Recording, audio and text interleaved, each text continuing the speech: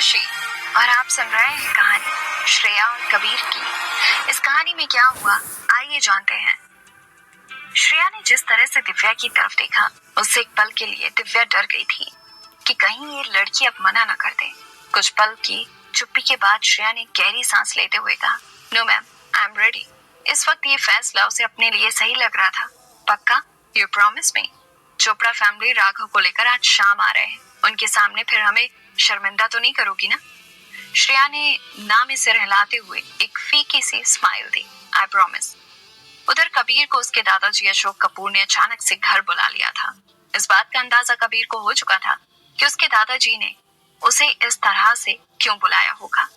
अभी भी कपूर फैमिली के सारे बड़े डिसीजंस, चाहे वो घर के हों या कंपनी के हों, वो अशोक कपूर ही लिया करते थे।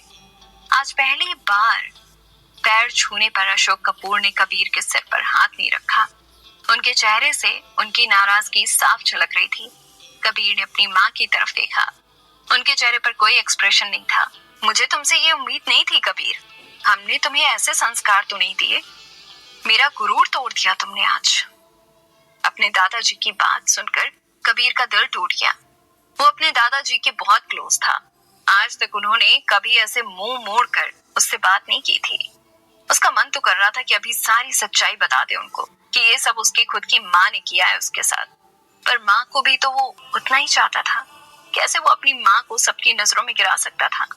उसने धीमी आवाज में बस इतना ही बोला, sorry Dadu, it was an accident. क्या तुम्हारे सॉरी बोलने से उस लड़की की खोई हुई इज्जत उसे वापस मिल जाएगी? अशोक कपूर गुस्से में खड़े हो गए। अपने पोते से वो बेहद प्यार करते थे, पर वो एक न्याय पसंद इंसान थे। वो गलत का साथ कभी नहीं देते। उस लड़की से शादी कर लो, अशोक कपूर ने सीरियस टोन में कहा। कबीर ने फिर से अपनी माँ की तरफ देखा। वो अभी भी वैसे ही खड़ी थी। उन्होंने झट से कहा, मैं बिल्कुल सहमत हूँ पापा जी। हमारे परिवार ने जो भी किया है उसकी जिम्मेदारी हमें जरूर लेनी चाहिए। कबीर का चेहरा फिर से गुस्से से लाल हो गया। नहीं दादू, इट वॉज एन एक्सीडेंट। हम दोनों ने जानबूझकर कुछ नहीं किया है। मैं उस लड़की से शादी नहीं कर सकता। ओह, टिपिकल कबीर कपूर और उसकी जिद। क्या तुम्हें अभी भी अपनी गलती का एहसास नहीं हो रहा है? उस लड़की ने साफ लफ्जों में तुम्हारी माँ से कहा कि तुमने उसका किडनैप किया था। ये बात अगर मीडिया तक पहुंच गई तो क्या इज्जत रह जाएगी कपूर खानदान की? गुस्से में कबीर के दादाजी खड़े हो गए। मेरी बात न सही, कम से कम अपने दादू की बात तो मान लो। वो कभी कुछ गलत फैसला नहीं लेंगे तुम्हारे लिए। मिसेस कविता ने उसके कंधे पर हाथ रखते हुए फिर से उसे मनाने की कोशिश की। उनके चेहरे पर कबीर को अभी भी कोई गिल्ट नहीं दिख रहा था। कबीर ने कभी सपने में भी नहीं सोचा था कि उसकी माँ किसी दिन कुछ ऐसा काम भी कर देगी। कबीर के मन में क्या चल रहा था उसका अंदाजा मिसेस कविता को था। ऐसा नहीं था कि उन्हें बुरा नहीं लग रहा था या कोई गिल्ट फील नहीं हो रहा था। बेशक हो रहा था, खासकर श्रेया के लिए। पर बहुत सोच समझकर उन्होंने ये फैसला किया था। 2-3 महीने पहले श्रेया आधी रात को अपने नाजुक कंधों का सहारा लेते हुए कबीर को घर ले आई थी। नशे से बुरा हाल था कबीर का और उसके हाथ से भी बहुत खून निकल रहा था। कबीर को उस हाल में देखकर पहले तो कविता की जान ही निकल गई थी। श्रेया भी नशे में थी। ये बात उसके लड़खड़ाते हुए कदम देखकर कविता समझ गई थी। थैंक गॉड, चोट इतनी गहरी नहीं है। कबीर के हाथ के घाव को साफ करने के बाद कविता ने राहत की सांस ली। सारे हाउस हेल्पर्स और घर के बाकी लोग तब तक सो चुके थे। कविता ने किसी को उस वक्त उठाना सही नहीं समझा। आंटी जी, आपका बेटा बहुत क्यूट है। नशे में खुद को तो वो संभाल नहीं पा रहा था और मुझे बचाने आ गया। श्रेया ने बड़ी ही मासूमियत से कविता को कबीर की ड्रेसिंग करने में हेल्प करते हुए हंसते हुए कहा। लेकिन मिसेस कविता का सीरियस चेहरा देखकर दूसरे ही पल वो चुप हो गई। ये सब हुआ कैसे? कबीर के हाथ पे एंटीसेप्टिक लगाते हुए मिसेस कविता ने पूछा। इससे पहले कि श्रेया कुछ बोल पाती, कबीर ने जोर से सिसकी भरते हुए अपने दूसरे हाथ से श्रेया का हाथ पकड़ लिया और श्रेया ने भी बिना कुछ सोचे बड़े ही प्यार से कबीर के घाव पर फूंकना शुरू कर दिया। आंटी आराम से, उससे चल रहा होगा। मुझे दीजिए, मैं आराम से लगा देती हूँ। उसके हाथ से एंटीसेप्टिक लेकर श्रेया खुद लगाने लगी। मिसेस कविता हैरानी से देखे जा रही थी क्योंकि उन्होंने कुछ और ही नोटिस कर लिया था। कबीर की बॉडी में कुछ रिएक्शन नहीं हो रहा था। उसे श्रेया की टच करने से एलर्जी नहीं हो रही थी। श्रेया नॉन स्टॉप बोले जा रही थी कि कैसे क्या हुआ था और फाइनली कैसे वो कबीर को घर ले आई। लेकिन कविता को जैसे कुछ सुनाई ही नहीं दे रहा था। वो बस शॉक्ड खड़ी थी। क्या कबीर की बीमारी ठीक हो गई? नहीं, कबीर ठीक नहीं हुआ था। ये बात उन्हें अगले ही दिन पता चल गई थी जब काव्या ने उसे छुआ था और कबीर को फिर से स्किन रैशेस हो गए थे। श्रेया वाकई में बहुत अच्छी लड़की थी। उस रात जब कविता ने थैंक यू बोलते हुए उसे एक मोटा सा नोटों का बंडल दिया था तो उसकी आंखों में कोई लालच नहीं दिखा। श्रेया ने बिना झिझकते हुए मना कर दिया, ये कहते हुए कि गोरिल्ला शूट चल रहा था। ये बात मुझे पता थी, आपके बेटे को थोड़ी ना पता थी। इस हालत में भी वो मुझे ये सोचकर बचाने आए कि मैं मुसीबत में हूँ। पैसा लेकर मैं इनकी अच्छाई को इंसल्ट नहीं करना चाहती हूँ। ऐसे लोग आजकल मिलते नहीं हैं। कविता को पूरा यकीन था कि श्रेया हमेशा कबीर को खुश रखेगी और उससे भी बड़ी बात ये थी कि श्रेया ही कबीर की बीमारी का इलाज थी। उसके टच करने से या करीब आने से कबीर को कुछ नहीं हुआ था। यहाँ पे दादा पोते का आर्ग्यूमेंट अभी भी चल रहा था। चाहे बात कोई भी हो, सच यही है कि तुम उस लड़की के साथ होटल में एक ही कमरे में रात भर थे। You have to marry her. For God sake दादू, मुझे याद भी नहीं है कि अगर हमारे बीच कल रात को कुछ हुआ भी होगा तो। I don't even know that girl. और अगर आप भूल गए हैं तो मैं ये भी बता दूं कि मेरी एक गर्लफ्रेंड भी है। कबीर गुस्से में अपने बोलने का लिहाज भूल गया था। अशोक कपूर ने कविता की तरफ देखा। पता नहीं क्यों कबीर को एक पल के लिए लगा जैसे अपनी माँ की इस साजिश में उसके दादाजी भी शामिल थे। कुछ पल के लिए वो पूरा कमरा एकदम से शांत हो गया। कुछ देर बाद गहरी सांस छोड़ते हुए मिस्टर अशोक कपूर ने कहा, कबीर कपूर, तुम्हें ये शादी हर हाल में करनी पड़ेगी। अगर तुमने ऐसा नहीं किया तो आप मुझे अपने पोते को धमकी दे रहे हैं? कबीर ने गुस्से में पूछा। हाँ, मैं तुम्हें, जो कल तक मेरा फेवरेट पोता था, उसे धमकी दे रहा हूँ।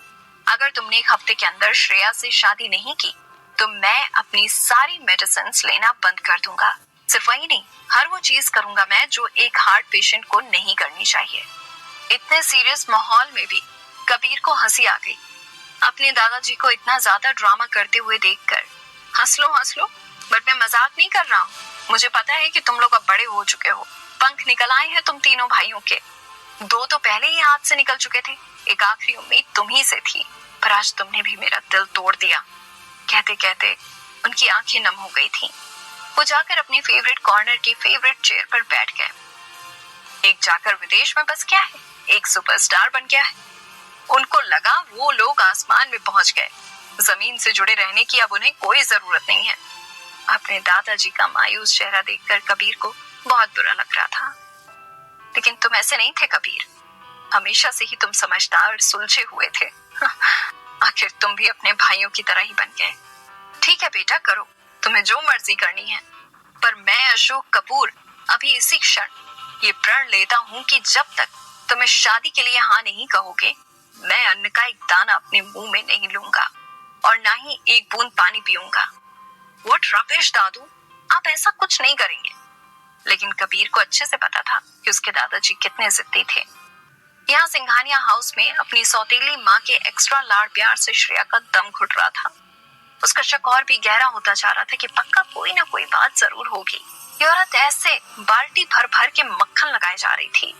रिया के वार्डरोब से डिजाइनर ड्रेस लेकर उसके एक्सपेंसिव ज्वेलरीज, बाहर से मंगवाए हुए मेकअप, सब कुछ आज श्रेया पर लुटाया जा रहा था। जिनको छूना तो दूर, देखने में भी पहले पाबंदी लगाई जाती थी। दिव्या खुद श्रेया को रेडी कर रही थी। अपने आप को आईने में देखकर खुद श्रेया भी नहीं पहचान पा रही थी। वो इतनी कमाल की खूबसूरत जो लग रही थी। दिव्या ने मन ही मन सोचा, इसको अपनी मुट्ठी में रखने के चक्कर में मैंने कुछ ज्यादा ही खूबसूरत बना दिया। रिया से भी ज्यादा प्रिटी लग रही है अब ये। कहीं मिसेस चोपड़ा का मन ना बदल जाए और राघव की जगह कहीं राहुल के लिए इसका रिश्ता ना मांग ले। उन्हें पता है कि अगर ऐसा कुछ हुआ तो राहुल भी मना नहीं करेगा, क्योंकि बहुत बार उन्होंने राहुल को छुप छुप के श्रेया को ताकते हुए देखा था। ये ख्याल मन में आते ही जानबूझकर उन्होंने श्रेया का मेकअप थोड़ा सा एक्स्ट्रा लाउड कर दिया। श्रेया को सब समझ में आ रहा था, लेकिन उसे कुछ खास फर्क नहीं पड़ा। वैसे भी ये रिश्ता उसके लिए एक समझौता ही था। तभी उन्हें 2-3 गाड़ियों के रुकने की तेज आवाज सुनाई दी। अदिति तुरंत भागकर उन्हें ये बताने आई थी कि चोपड़ा फैमिली पहुंच गई थी। दिव्या श्रेया को ये बोलते हुए जल्दी में वहां से निकल गई कि जब तक वो ना बुलाए वो बाहर ना आए। लगभग आधे घंटे तक बैठने के बाद श्रेया से और रहा नहीं गया। वो मेहमानों के सामने नहीं जा सकती थी, लेकिन चुप चुप के उन्हें देख तो सकती थी। असल में उसे राघव को देखने की इच्छा हो रही थी। जैसे ही वो लिविंग रूम के दरवाजे के पास पहुंची, चोपड़ा परिवार की सारी बातें उसे साफ साफ सुनाई देने लगी। शायद वो राहुल की मॉम थी जो कह रही थी कि हम सब जानते हैं कि आपकी सबसे छोटी वाली बेटी आपकी नाजायज औलाद है मिस्टर सिंघानिया। हमारे राघव के लायक तो वो किसी भी एंगल से नहीं है, लेकिन हमें उसकी फोटोज बहुत पसंद आई। लड़की खूबसूरत है, इसीलिए हम इस रिश्ते के लिए हाँ कर रहे हैं। और कुछ ना सही, एटलीस्ट मेरे राघव के बच्चे बहुत खूबसूरत होंगे। ये सुनकर सब हंस रहे थे। बच्चा? क्या सब बेहुदा सोच वाले लोग हैं ये? श्रेया ने नाक सिकोड़ते हुए मन ही मन सोचा, क्या उसे बस एक बच्चा पैदा करने की मशीन की तरह देखा जा रहा था? तभी श्रेया की नजर एक छोटी हाइट के इंसान पर पड़ी। उसकी हाइट शायद 5 फीट से भी कम होगी। किसी छोटे बच्चे की तरह वो पेंडुलम जैसे right to left, left to right हिले जा रहा था। अपना सिर इधर से उधर घुमाकर कभी रूम कभी सीलिंग को देखे जा रहा था और बीच बीच में उंगली से नोज़ी निकालते हुए उसे बड़े ही ध्यान से देख रहा था। EU, disgusting. श्रेया हैरानी से सोच ही रही थी कि ये एबनॉर्मल सा लड़का कौन हो सकता है। तभी दिव्या ने उसे देख लिया और फेक स्माइल के साथ एक्स्ट्रा स्वीट बनते हुए उसे अपने पास बुलाया। दिव्या सबसे श्रेया को इंट्रोड्यूस करवा रही थी, लेकिन श्रेया की आंखें बस राघव को ढूंढ रही थी। मिसेस चोपड़ा ने श्रेया को अपने पास बैठने के लिए बुलाया, लेकिन श्रेया थोड़ा झिझक रही थी क्योंकि वो एबनॉर्मल लड़का उसके पास ही बैठा हुआ था। दिव्या ने मुस्कुराते हुए कहा, अरे राघव से क्या शर्माना बच्चा, जाओ बैठो, आखिर तुम्हारा होने वाला पति है। ये सुनते ही श्रेया स्टन रह गई। ये राघव है? जैसे उसके पैरों तले किसी ने जमीन खींच ली हो। श्रेया को यकीन ही नहीं हो रहा था कि सिंघानिया फैमिली के लिए वो बस एक मजाक थी। मन तो कर रहा था कि अभी सब पर जोर जोर से चिल्लाए। इस आदमी से शादी करवाने के लिए उसे इतना तैयार किया जा रहा था। क्या वो इतनी नालायक थी? श्रेया की आंखें गुस्से से लाल हो गई थी। श्रेया ने अपने पिता की तरफ देखा, लेकिन बड़े ही आराम से उन्होंने अपनी नजरें चुरा ली थी। श्रेया को कुछ समझ में नहीं आ रहा था कि वो अब क्या करे। भाग जाए यहाँ से, चिल्लाए इन बेशर्म लोगों पर, या दिव्या को कस के एक थप्पड़ लगाए, क्योंकि इस पूरे सर्कस की रिंग मास्टर तो वही थी। तभी अचानक से राघव को पागलों का दौरा पड़ा। वो जोर जोर से रोने लगा और उठ के कमरे की चीजों को इधर उधर फेंकने लगा। वहां मौजूद सभी लोग उसको संभालने के चक्कर में हैरान परेशान हो गए, लेकिन कोई उसे संभाल नहीं पा रहा था। एट लास्ट दोनों परिवारों के लोगों ने उसे हर तरफ से घेर लिया और राघव ने गुस्से में दिव्या के हाथ पर जोर से काट लिया। उसने इतनी जोर से काटा कि उसके हाथ से खून ही निकल आया। दिव्या हक्की बक्की रह गई। जितना उसने सोचा था उससे कई गुना ज्यादा पागल था ये लड़का, लेकिन शुक्र था भगवान का कि इस पागल से अब अदिति की नहीं, श्रेया की शादी होने वाली थी। और अब दिव्या ने नोटिस किया कि श्रेया आसपास कहीं नहीं थी। श्रेया कहाँ गई? दिव्या ने इधर उधर देखते हुए पूछा। वो छोटी दीदी को मैंने बाहर जाते हुए देखा था, किसी हाउस हेल्पर ने बोला। ये सुनते ही दिव्या बौखला गई। कोई जाओ उसके पीछे, पकड़ के लाओ उसे, भागने मत देना उसे। गुस्से में वो ये भूल गई कि चोपड़ा परिवार अभी भी वहीं पर था। श्रेया को कुछ होश नहीं था कि कैसे वो वहां से भाग निकली, लेकिन उसे इतना जरूर पता था कि दोबारा कभी उस घर में वो लौट कर नहीं जा सकती। अभी भी वो बेसुध सी भागी जा रही थी बिना पीछे मुड़े। किसी भी हाल में वो रुकना नहीं चाहती थी। भागते भागते एकदम से कैसे वो एक बड़ी सी कार के सामने आ गई, उसे पता ही नहीं चला। जब तक वो रियलाइज करती और खुद को संभाल पाती, तब तक बहुत देर हो चुकी थी। श्रेया एक टेनिस बॉल की तरह हवा में उछल के जमीन पर गिर गई और उसकी आंखें ना चाहते हुए भी बंद हो गईं और उसके सिर से मानो खून की नदियां बहने लगी।